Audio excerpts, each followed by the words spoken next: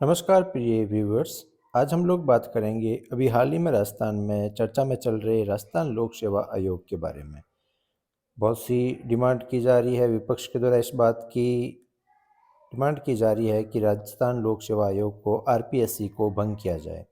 तो आरपीएससी है क्या, इसके क्या मुख्य प्रावधान है और क्या वास्तव में इसे निष्कासित या भंग किया जा सकता है, उसके बारे में इस वीडियो में हम लोग चर्चा करने वाले हैं। तो आपने अपने चैनल गोरा सर को सब्सक्राइब नहीं किया है तो कर लीजिए, क्योंकि गोरा सर आपके लिए इसी प्रकार का उपयोगी कंटेंट लेकर के आते रहेंगे। राजस्थान लोक सेवा आयोग है क्या? भारतीय संविधान में इसके 14वें भाग में अनुच्छेद 315 से लेकर के 323 तक संघ लोक सेवा आयोग के गठन के बारे में वर्णन करता है। अनुच्छेद 315 से लेकर के 323 और संविधान का भाग कौन सा? अनुच्छेद नहीं, भाग कौन सा? 14वां भाग। तो इसमें संघ लोक सेवा आयोग के गठन के बारे में वर्णन किया गया, साथ ही साथ जो राज्य स्तर पर राज्य लोक सेवा आयोग होंगे उनके प्रावधान का भी वर्णन किया गया है।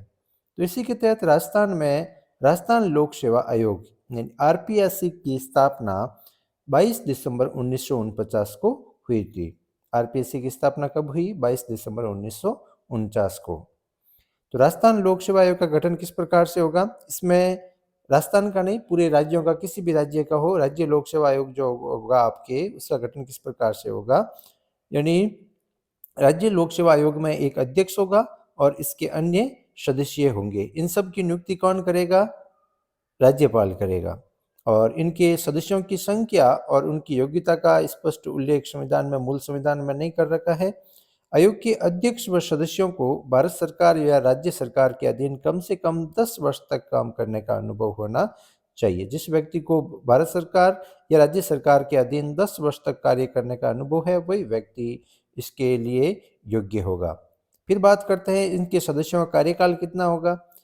राज्य लोक सेवा आयोग के सदस्यों का कार्यकाल उनके पद ग्रहण करने की तिथि से 6 वर्ष या 62 वर्ष की आयु तक, इनमें से जो भी पहले होगा उस समय तक इसका कार्यकाल होगा। यानी जिसने जिस तारीख से ज्वाइन किया है उस तारीख से पद ग्रहण करने की तारीख से 6 वर्ष तक या 62 वर्ष की आयु, इनमें से दोनों में से जो पहले होगा तब तक वो उस पद पर बना रह सकता है। कई बार अध्यक्ष का पद रिक्त होता है या उनकी अनुपस्थिति में राज्यपाल किसी अन्य सदस्य को कार्यवाहक अध्यक्ष के तौर पर नियुक्त कर सकता है।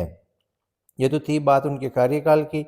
अब जो मुद्दा अभी चर्चा में चल रहा है निष्कासन को लेकर के या भंग को लेकर के, एक भी आरपीएससी को भंग कर दिया जाए, लेकिन प्रीव्यूवर्स, संविधान में इस प्रकार का कोई ऐसा प्रावधान नहीं है कि राज्य लोक सेवा आयोग को पूर्णतः भंग कर दिया जाए। राज्य लोक सेवा आयोग के सदस्य और अध्यक्ष की नियुक्ति राज्यपाल करता है, परंतु उनको निष्कासित करना या उनके पद से हटाने का अधिकार राज्यपाल के पास नहीं है। सीधा राष्ट्रपति ही उनको उनके पद से हटा सकता है। अध्यक्ष व सदस्यों को जो है किन किन परिस्थितियों में हटाया जा सकता है? अगर उसे दिवालिया या पागल घोषित कर दिया जाए, वो अपनी पदावधि के दौरान किसी प्रकार के वैतनिक नियोजन में लगा हुआ हो तो, या शारीरिक या मानसिक रूप से अगर वो कार्य करने में असक्षम है, तो उस कंडीशन में राष्ट्रपति को अगर ऐसा लगता है तब उसे पद से हटाया जा सकता है। या उनके ऊपर किसी प्रकार का कदाचार का आरोप हो तो कदाचार के आधार पर जो है बिहाव पर हटाया जा सकता है। ठीक है, पूरी आरपीएससी को भंग नहीं किया जा सकता, सदस्यों को इन परिस्थितियों में हटाया जा सकता है। वो भी सीधे राष्ट्रपति महोदय हटाएंगे, उससे सदस्य के या अध्यक्ष के दिवालिया या पागल होने पर, और उसी पदावधि के दौरान किसी वैतनिक नियोजन में लगे होने के कारण, या शारीरिक या मानसिक असक्षमता के कारण, या कदाचार के कारण हटाया जा सकता है। फिर हमने बात की थी कि संघ लोक सेवा आयोग और राज्य लोक सेवा आयोग का प्रावधान संविधान के 14वें भाग में अनुच्छेद 315 से 323 के तहत किया गया है। तो 315 और 323 में मुख्य प्रावधान क्या क्या है? 315 जो अनुच्छेद है वो संघ और राज्यों हेतु लोक सेवा आयोग का गठन करेगा, इसका प्रावधान किया गया है। 316 में प्रावधान किया गया है कि यूपीएससी के साथ साथ स्टेट जो पीएससी है उनके सदस्यों की नियुक्ति और कार्यकाल का वर्णन किया गया है अनुच्छेद 316 में। अनुच्छेद 317 में जो संघ लोक सेवा आयोग है, राज्य लोक सेवा आयोग के सदस्यों को हटाने और निलंबन का प्रावधान किया गया है।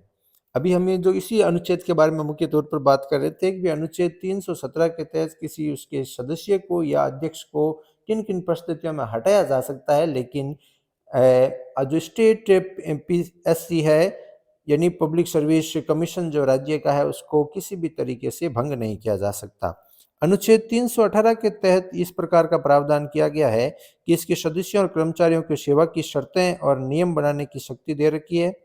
अनुच्छेद 319 आयोग के सदस्यों द्वारा सदस्य न रहने पर पद धारण करने का प्रतिच्छेद दे रखा है कि भाई अगर वो सदस्य नहीं रहते हैं, सदस्य के पद से हटने के बाद किसी भी प्रकार के ऐसे राजकीय या सरकारी लाभ के पद पर नहीं रह सकेंगे। लोक सेवा आयोग के कार्यों का वर्णन अनुच्छेद 320 में कर रखा है।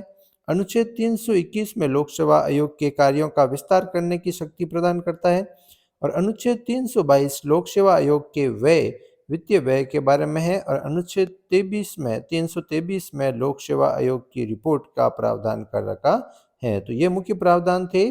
संघ लोक सेवा आयोग और राज्य लोक सेवा आयोग का वर्णन या प्रावधान संविधान के 14वें भाग में अनुच्छेद 315 से 323 में कर रखा है, जिनमें संवैधानिक प्रावधानों के बारे में हमें अभी देखा। तो ये था आज का अपना टॉपिक, राज्य लोक सेवा आयोग के बारे में महत्वपूर्ण बिंदुओं को हम लोगों ने इस टॉपिक के माध्यम से कवर करने का प्रयास किया। बने रहिए गोरा सर के साथ। चैनल को सब्सक्राइब करना, वीडियो को लाइक और शेयर करना।